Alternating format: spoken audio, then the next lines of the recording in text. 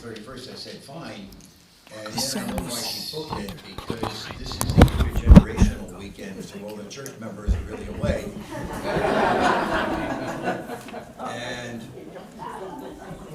I wound up staying up most last night, putting together a few slides you might find amusing or at least tolerable. I usually talk off the cuff. I like to wing it. And that has made some consternation for some people. But it seems like I'm winging it, but actually, it usually takes me about 3 weeks to prepare an impromptu speech. I do my research and then I cover it up. There's a picture of me from a few years ago. I'm actually a geologist, which is a scientist. I have a very scientific type of mind, and I found the right field where geology fits me. Now, I can't tell you what the gem is on your ring or anything like that. I couldn't find oil if I tripped on it or swam in it. But the science of geology is one of the newer sciences. It only goes back to the 1700s by James Hutton. And what I like about it is it's an interpretive science. It's based on people's observations. So there's no math. And there's really no right or wrong. We always learn based on the experience of other people, and that works out good. But also, there's one caveat. Always tell the truth. That way, you don't have to worry about forgetting anything. Now, I am a geologist. I've been working on about 7 decades, in 7 different decades as a geologist, and that's me as holding a rock with some fossils in it. And then that's more for fun because I teach at York College, which is part of the City University of New York system. And then there's me a few years ago at another site that you might recognize the name. Love Canal is one of the precursor to the whole development of the Superfund program with the government, a tremendously toxic and hazardous waste site. I was not involved with it back in the 60s and 70s when that whole thing developed, but it led to the passage of the Superfund or the surplus legislation, a series of laws about that thick, which has made millions of dollars or fortunes for all the lawyers in the world, because it meant that no matter when in the past you may have dumped and disposed of toxic and hazardous waste that might affect human health or the environment, even if it was illegal at that time, if you are liable, you are responsible for cleaning it up. And, well, it pays the bills to me.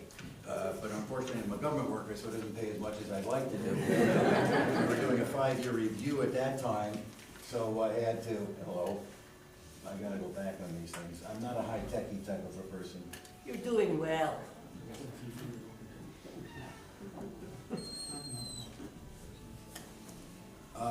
And in all seriousness, there's a picture of me with Bob Cattell and Sean Martins a few years ago. I was designated advocate of science on behalf of one of the Long Island County places, and they basically, I was really happy to do that, and then I found out, oh, they got my name so I could sell tickets. But Bob based it there. Now, looking back at my own family history, I do have a little bit of a reputation of the same type of character keeps showing up in my family tree over the years. That's Bobby Mo Alvey, who died down in the San Antonio in the and there's Pancho Alvey, who said years ago, came into Long Island, and there's the Beauregard Alvey, who had a wife and kids and tried to settle down.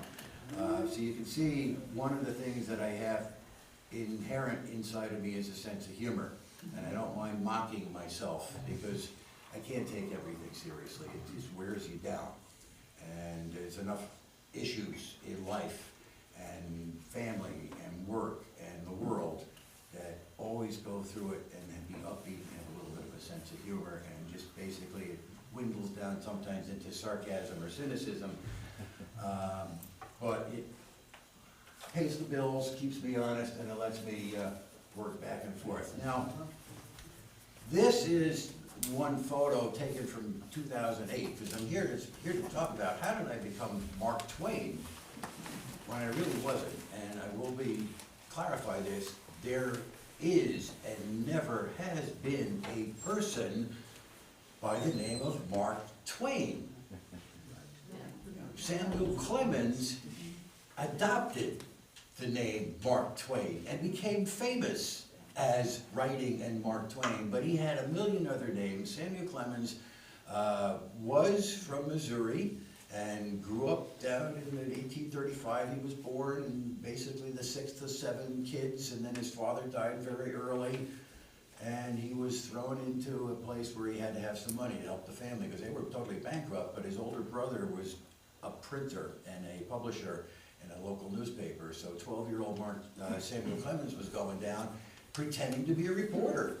And when Orville went off in different places, he would come back and the paper was already printed, and there were all these news items in there, and he found out that his younger brother was making them up. And there were bylines in there to help sell the papers.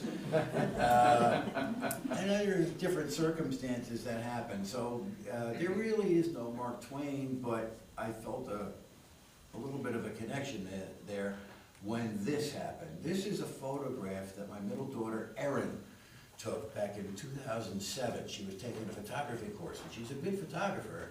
And my hair was getting a little long and this and that because the previous December 26th, we went as a usual trip to the Metropolitan Museum of Art. That's my wife loves art. I like frogs. I'll go to art museums.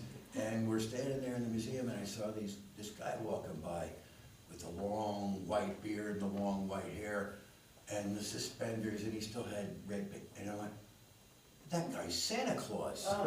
And sure enough, he was one of the Santa Claus, probably at Macy's or something. He had the right head for it, he had the right beard, and Christmas is over, so he's enjoying himself. He could go to a museum, and I went, I need money.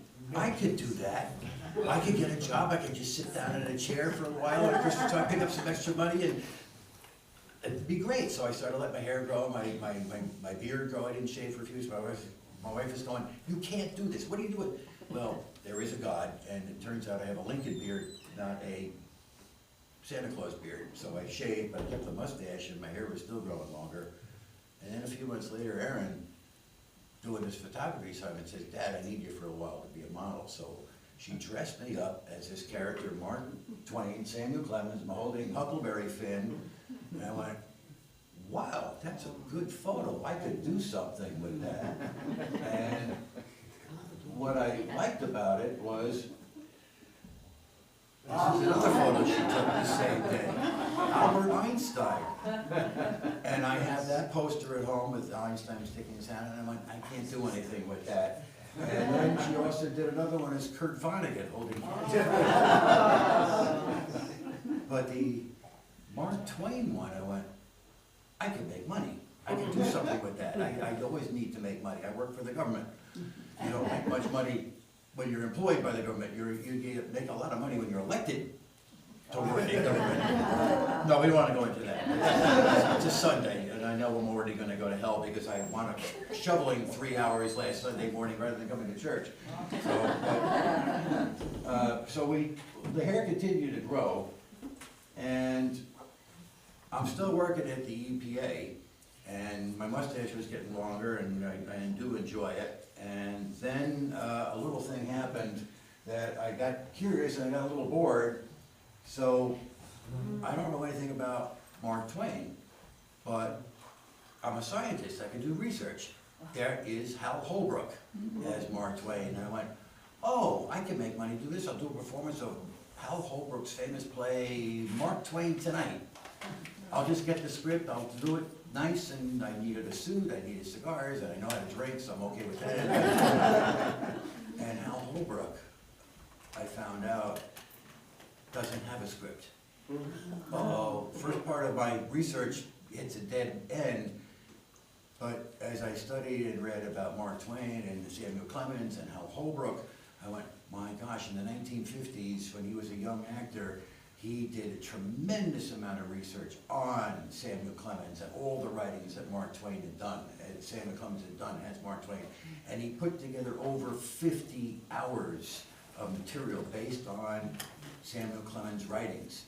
and I got an opportunity to see his performance. My wife bought me the DVD or the VHS tape at that time, trying to come up with different things. So I made a whole transcript of what he did. And then I realized, I can't read that.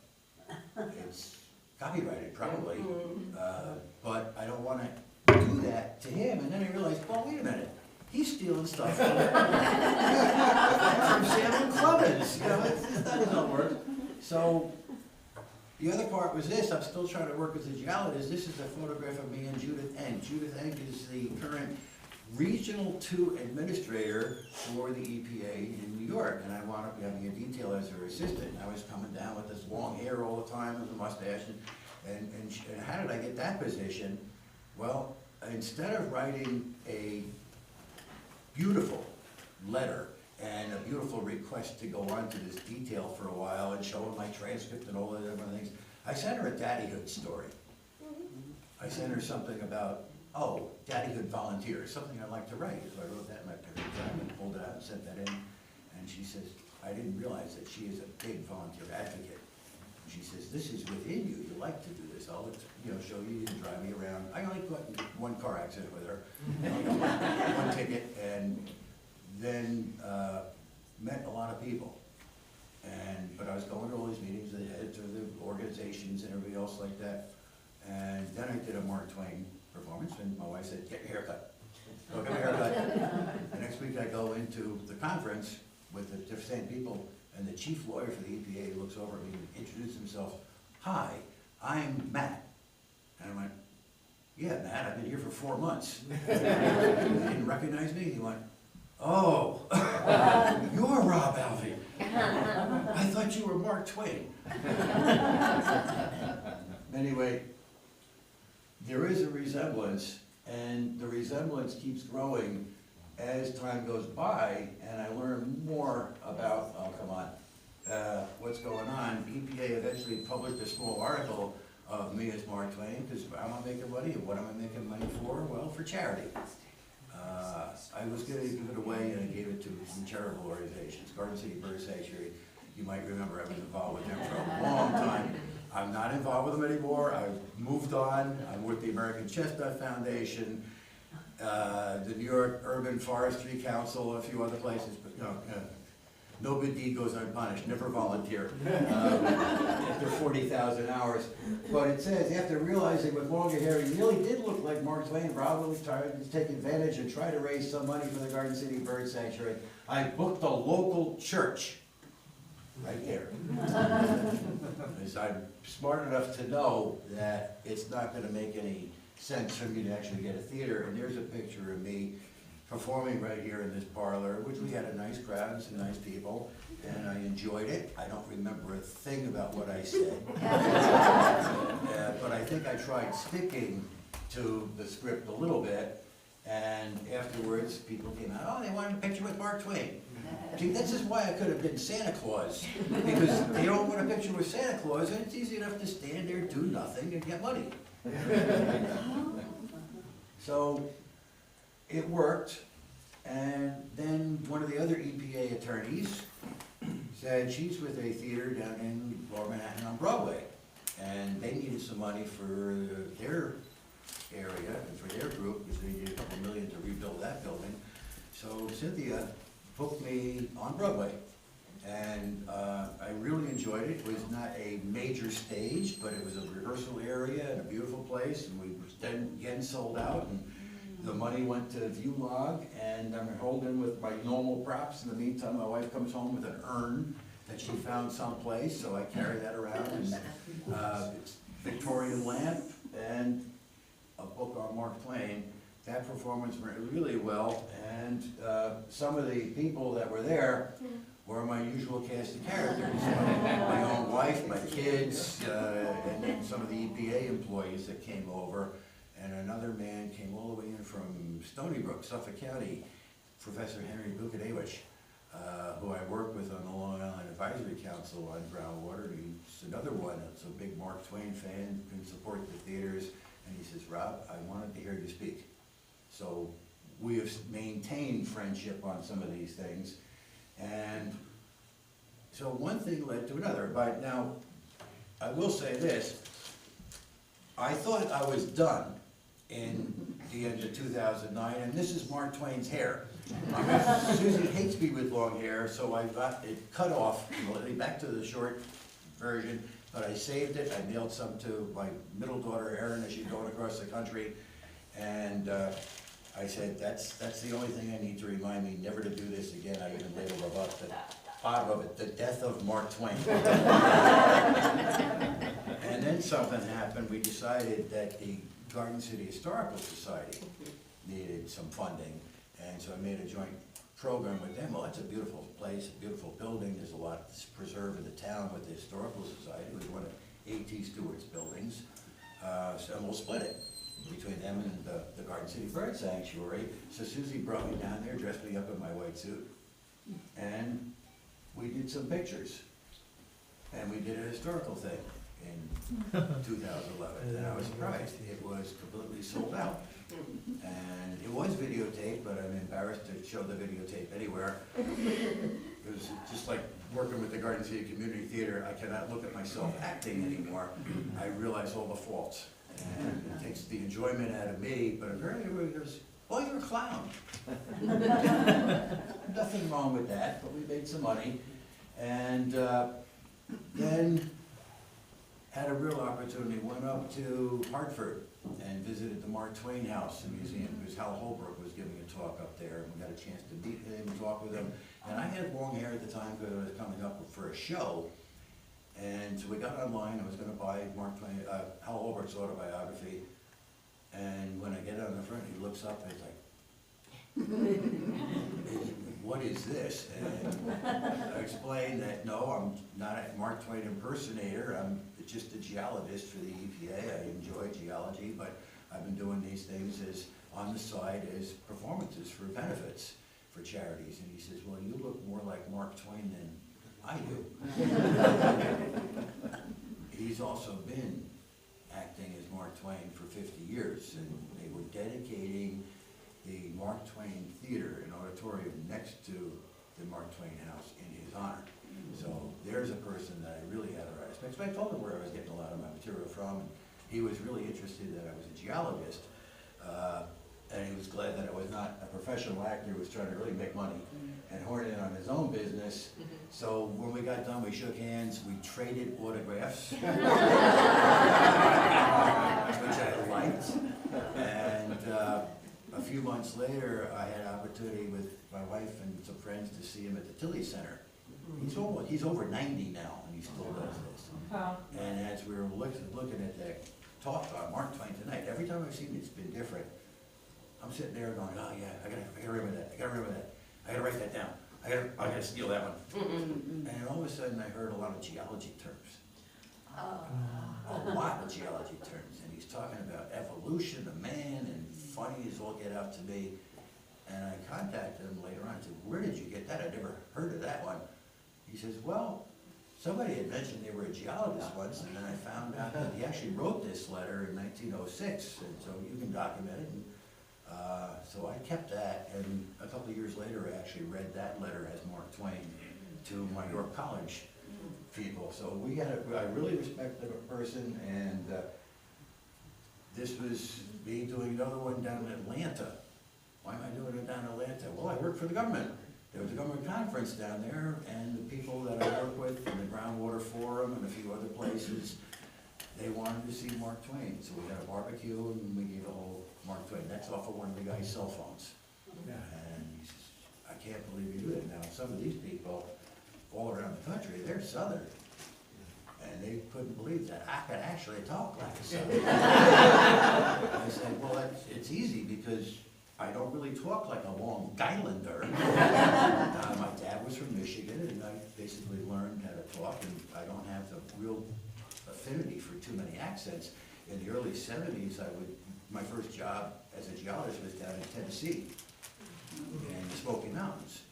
And I was down there as a dam inspector for a drilling company, and got a chance to really expand my horizons. The drillers were the Southeast Diamond Drilling Company, and their names were Red, Moss, and Joe Buck. And they called me the Damn Yankee, because I was working at a dam and I was a Yankee.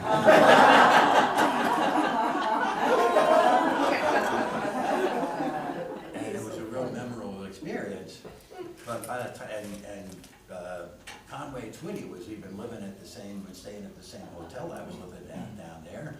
And it was a dry county, and when one of my supervisors came down from New York, he saw my entire window lined with Coca-Cola cans.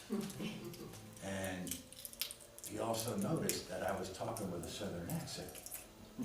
I couldn't get the New York accent back. I said, Walter, you gotta talk to me. I'm losing New York.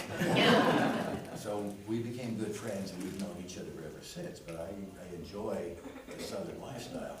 And it was a very good experience working in the scientist. Now, I had mentioned that I teach part-time at York College, part of the CUNY system. They have a geology club. So I said, I don't mind speaking.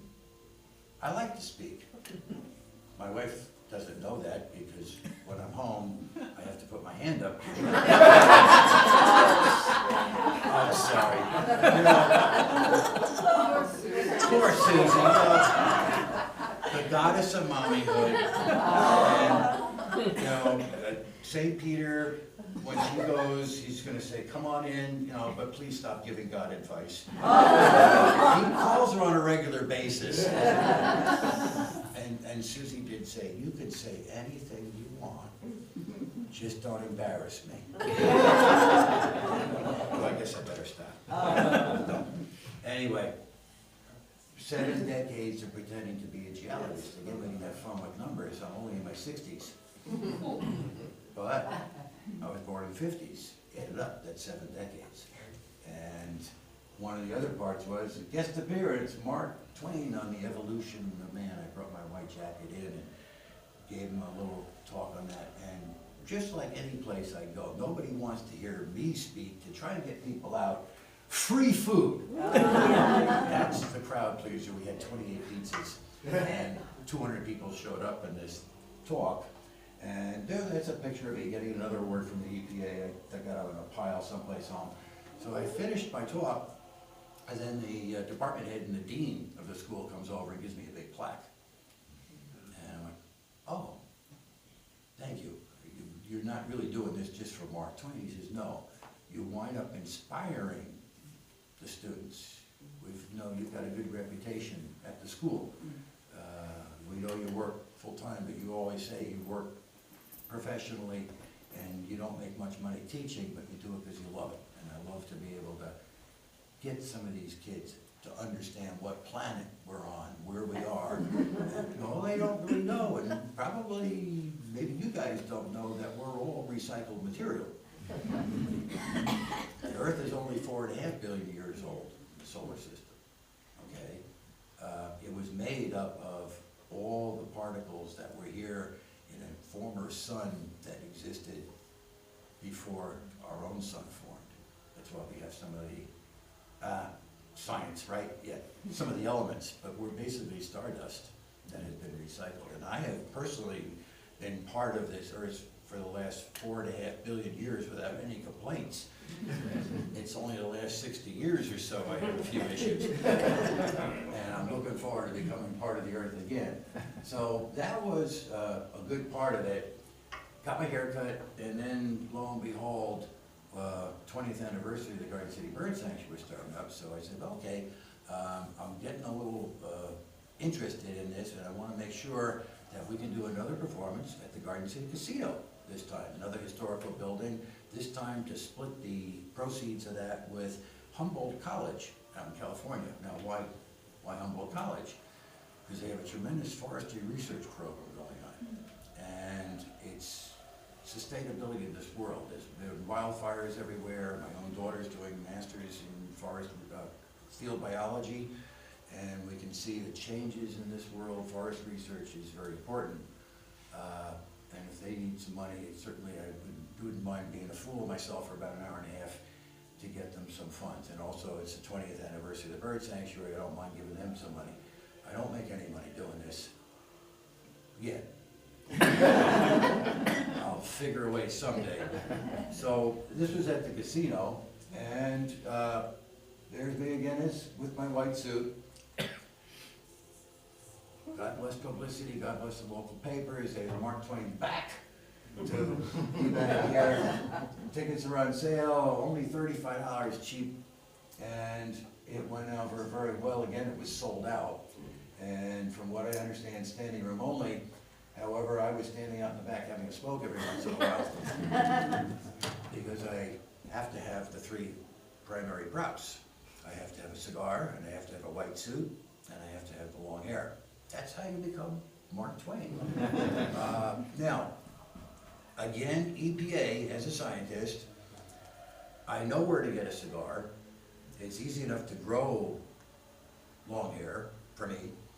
And actually, I have more hair growing out of my ears than some men have on top of that. But that's an accident of birth. Where did I get a white suit from? And lo and behold, I was down in Philadelphia several years ago after looking at this Mark Twain thing and wondering what I could do. And I passed an Army-Navy store right near the hotel I was at. And in the window was a white suit. Philadelphia. And I go inside and there are 4,000 three-piece white suits on racks all over the place. Somebody had made a tremendous screw up in an order. And I'm looking, oh, size 32 to size 48, double long of it. 42 regular, boom.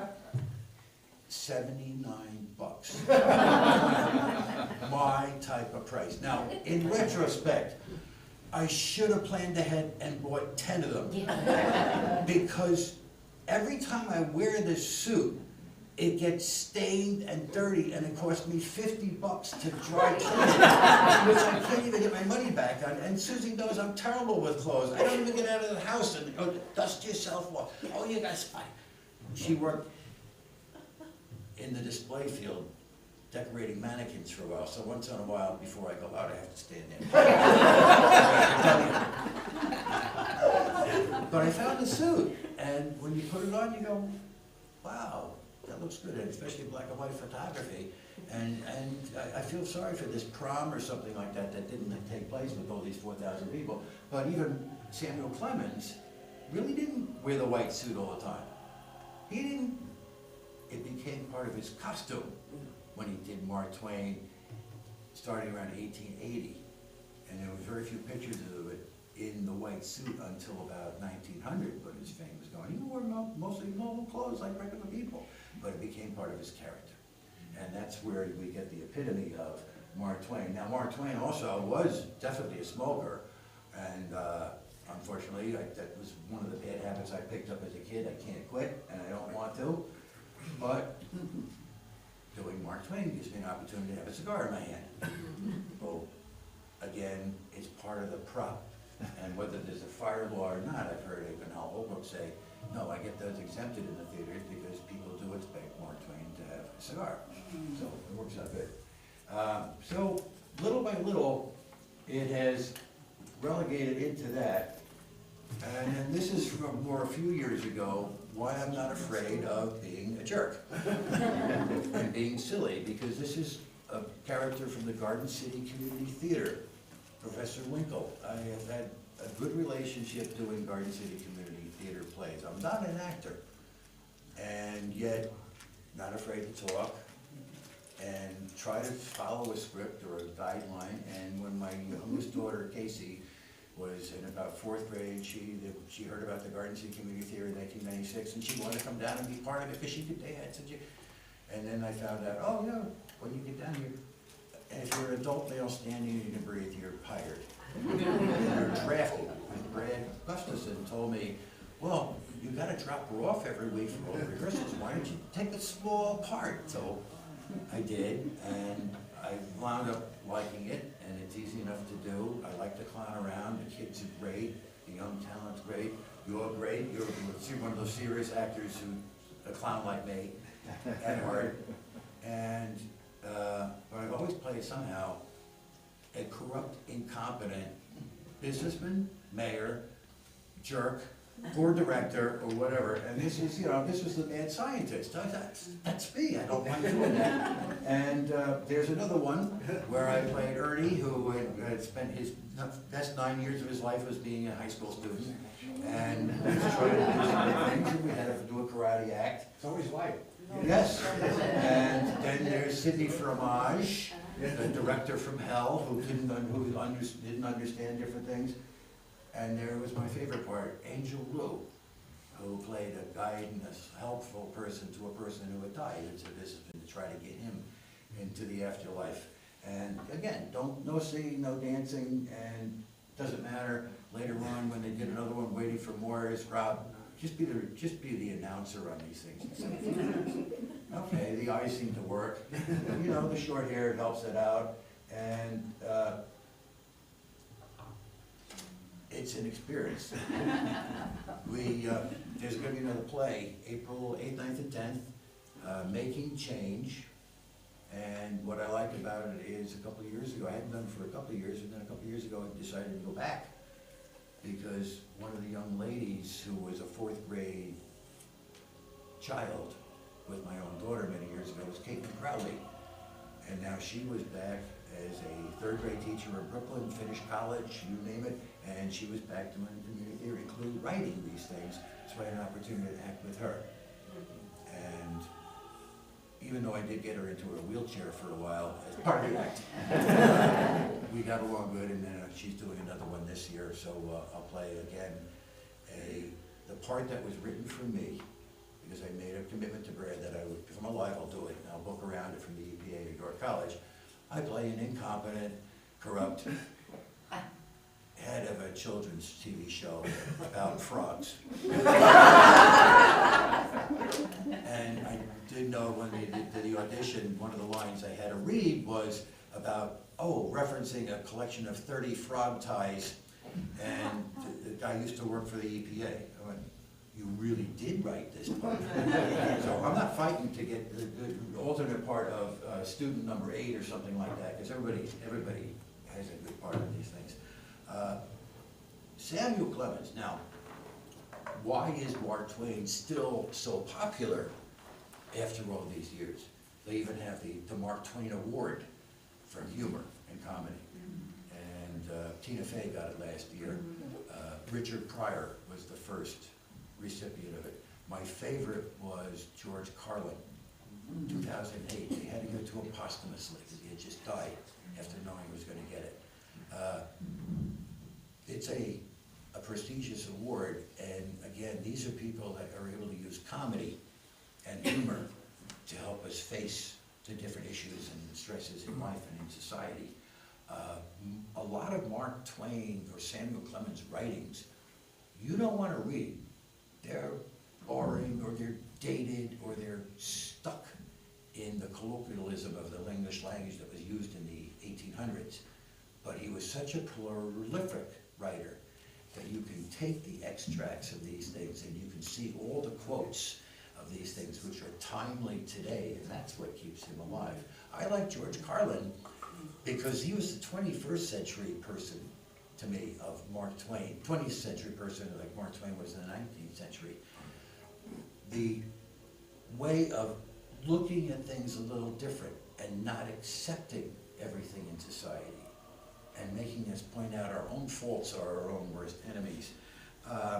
George Carlin. The reason I talk to myself is because I'm the only one whose answers I accept. And from a geology point of view, or a philosophical point of view, if it's true that our species is alone in the universe, then I'd have to say the universe aimed rather low and settled for very little. And again, here's another quote. What a person needs is some sort of book for instructions of life. The trouble with life is that you don't get a chance to practice it before doing it real. Think about that. Good quote. Either the universe is more full of wonders than we can hope to understand, or more probably, the scientists make things up as they go along. Now, that is my policy with EPA. I have 4 rules that I've come up with, and my wife, and everybody seems to know, how can you say that? 1, never get married, never have children, never buy a house, and never work for a government. And I have certainly violated all 4 of those rules, notoriously after 40 years of marriage, 3 kids, and you name it, and I do work for the government. And we bought a house. Which happens to keep getting bigger and bigger, and now I'm in the process of trying to downsize it, getting more and more room for these things and finding more of the stuff that I've accumulated over the years, and all I can think of is George Carlin's major talk, a place for your stuff. You need these boxes, houses are just boxes to have your stuff in it, and they don't understand why I'm going light. The more I learn about people, the more I like my dog. Man's best friend is the dog, loyalty forever and honor, and man, I grew up with a dog, I love dogs, haven't had a dog since after my grandfather's dog passed away that I had to take care of for a few years. And I just don't want to know when they're part of the family and you lose a loved one like that. For a while, the dog was a memory of my grandfather and my whole connection to Michigan and Detroit. I remember when my sister bought the little puppy for my grandparents because their other dog had passed away. And I remember coming back from Detroit and at the age of 3, and on our front porch was a little puppy to replace the dog that we had lost. And a Tippy, I don't remember Tippy, I was only 3, but only going through downsizing, finding all the photos of my family, and there's pictures of my dad with his dog Tippy from the 1940s. And damn, he had pictures, Tippy at 3 months, Tippy at 6 months, Tippy with Reed at 1 year, Tippy, Tippy, Tippy, Tippy, Tippy. Oh, and our son. And it's like, wow, that was Tippy, but I had Petty, loyal. And she lasted from age 3 to 17. And so you grew up with something like that. It's always fond memories, and the dogs are the loyal ones. Now, another timely quote, no man's life, liberty, or prosperity are safe while the legislature is in session. I like to read Newsday and the news and the papers and things like that, but I see what's going on, and it's the same thing that's been going on. And frankly, I'm not part of the 1%. I'm never going to be part of the 1%. And we can easily get so enthralled with controversy and corruption and politics and everything else that goes on, forgetting the basics of life. The basics of life are coffee, nicotine, and Doritos. Never argue with stupid people, they will drag you down to their level and beat you with experience. Congress at work. Now, I did have one last thing. I could sit here because I've got all these other books, The Wit and Wisdom of Mark Twain, and all the letters that he wrote later on as he was getting older. And then I also realized one thing is, poor Mr. Twain, if you tell the truth, you don't have to remember anything. And that's really, it should be in a nutshell. Always try to tell the truth. Now, I write a lot, and my wife says, well, is it really true? You can't write this stuff down. My brother did not stick a potato up his nose. Okay? Well, faction is okay. It's a kind of a little bit of a twist to look at the peculiar incidents that happen, which make things good. But again, as a scientist, I work for the EPA. I know there's scientific principles involved. There's some things you have to do. And I do know that I had a very, very long-term contentious EPA Superfund site up in Cayuga County. Cayuga County groundwater Superfund site, NPL, National Priority List.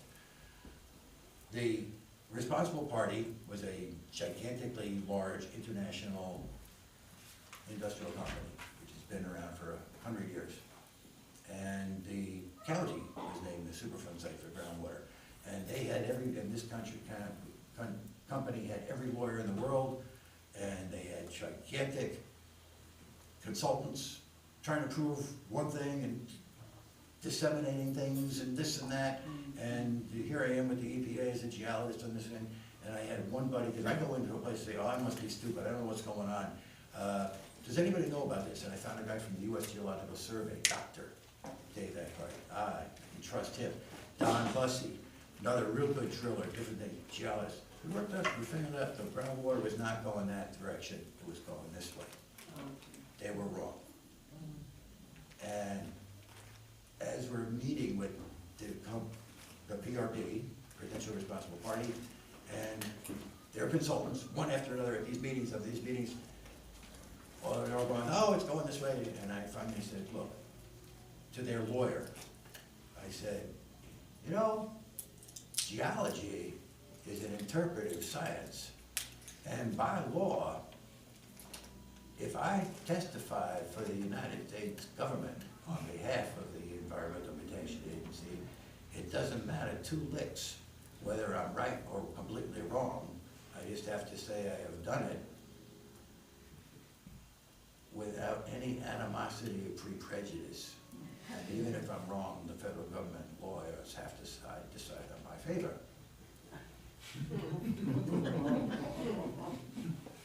I was neither capricious nor arbitrary.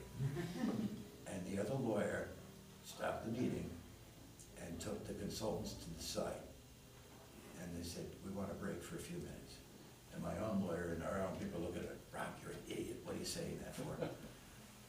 And then the lawyer came back and said, look, here's what we'll do.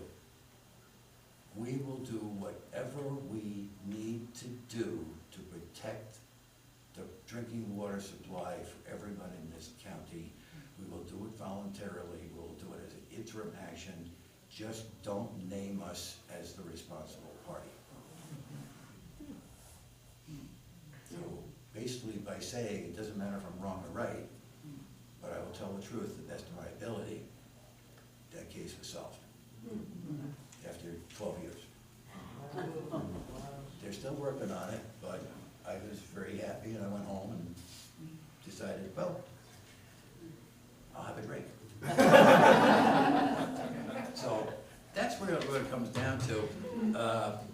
I have, over the years also, written a few things as Mark Twain. We're discussing how I became Mark Twain, or, you know, the performance here, the performance there. And, you know, I give credit to Erin for that inspiration she gave me when she took a picture, and to my wife for going out and getting props, and for my kids to come into the things and listen to me talk, and for the opportunity to talk here. So thank you very much.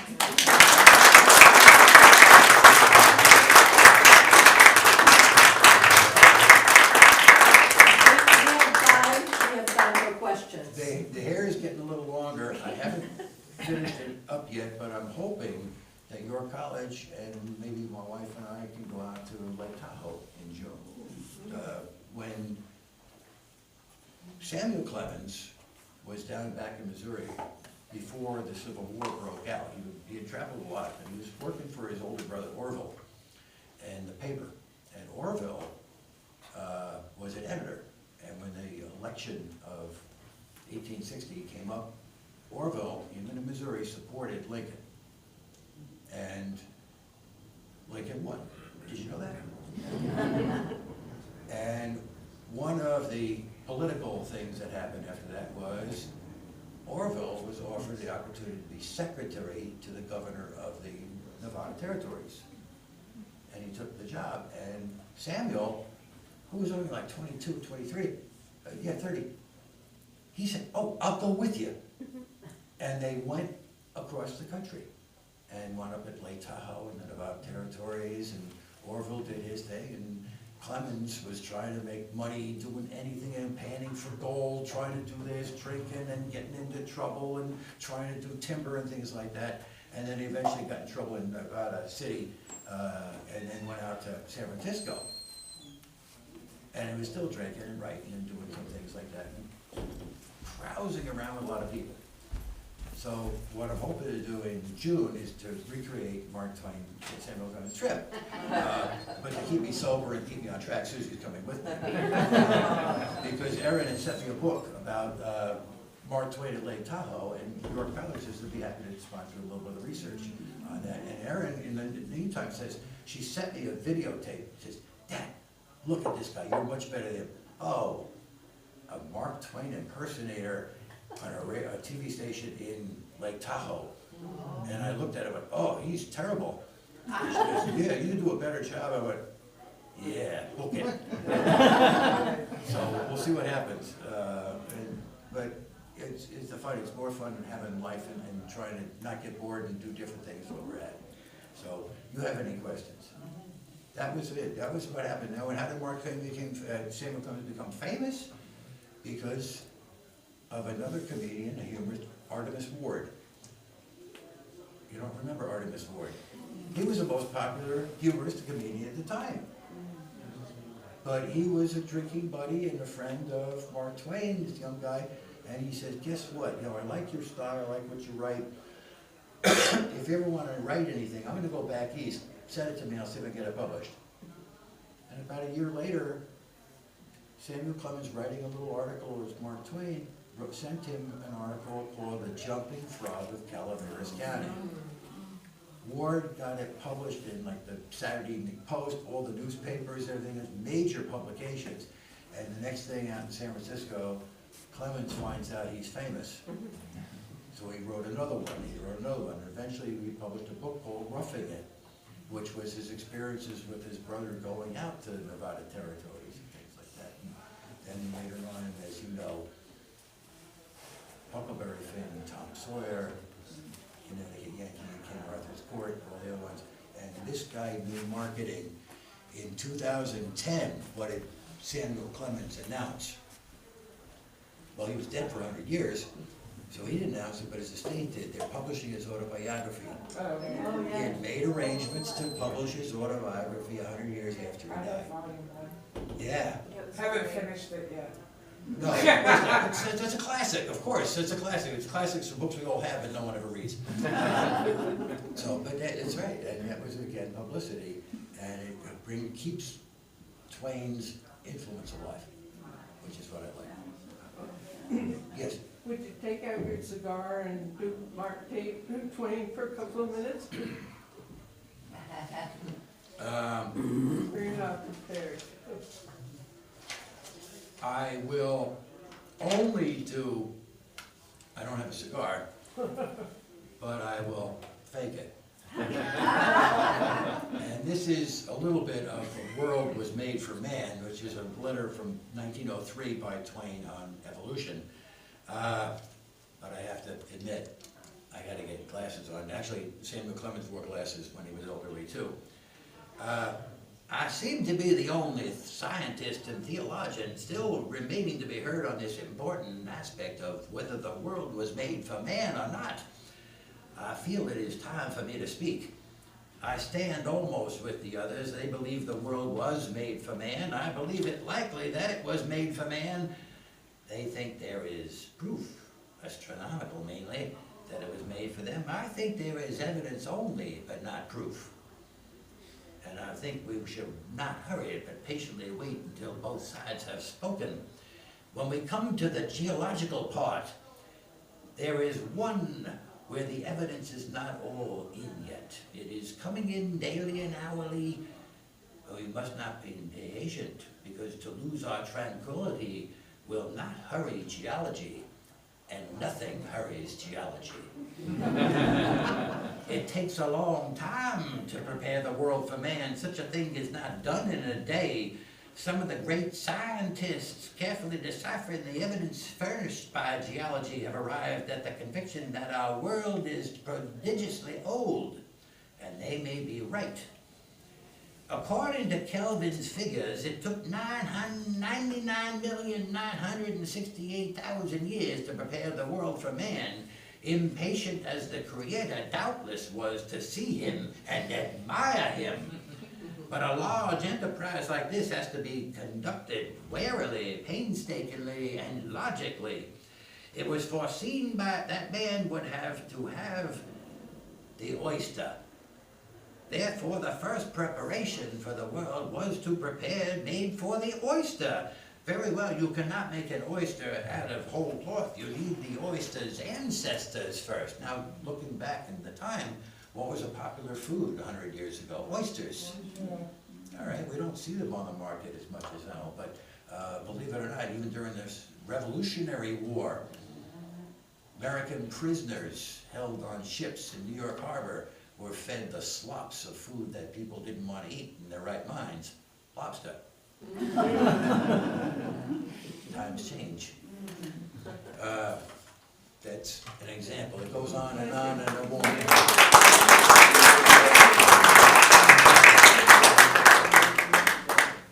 We have 2 minutes for more questions. That's easy enough. I want to thank you for coming on this beautiful day and enjoy the free food and coffee. I just wanted to let you know that booking, I would call this booking, not just inviting. Rob to come to us this morning was such fun. You should see our exchanges of emails. An example was the last one. I said, "Hey Rob, would you please mention about the Kennedy Center Mark Twain Prize?" And he said, "I'm getting a prize? I'm getting an award?" And he said, "Oh, got you." And then we also have, which we didn't mention, a conversation about Samuel Clemens being in Star Trek Next Generation. And I tell you, you did a better job than the actor who did it in Star Trek. Well, yeah, but it was Star Trek The Next Generation, it became a fictional figure in this TV show. And I said, I always enjoy science and fantasy and the silliness of life, and it worked out well. And that's why we really love you, and we thank you so much for being here, putting us and including us in your busy schedule. And We would love to hear more about when you go to Lake Tahoe. I will try to document that. And if Susie's here with the camera, you know you'll get some good pictures. In the meantime, April 8th, 9th, and 10th, when you get a chance, go down and buy a ticket for the Making Change, the new play that Brad and Ruby and Caitlin put together. So I think it's a good Yeah, one. and Brad Gustafson will be our guest on the 21st, February 21st. Next week, our guest is Marcia. I don't have her poster, it's outside. Marcia Casey has been coming to our church for, about 6 months, and she has been so excited about our church, our congregation, our community, that she would like to share her walking faith, struggle, and journey. And it's going to be an excellent, excellent presentation. I really would like to invite you all, members of Garden City and community of Garden City. Please come. It's always in the morning at 8:15. We always have coffee. 9:15. 9:15. I'm looking at the outreach. Outreach here is 8 o'clock. But thank you so much, and thank you, Rob.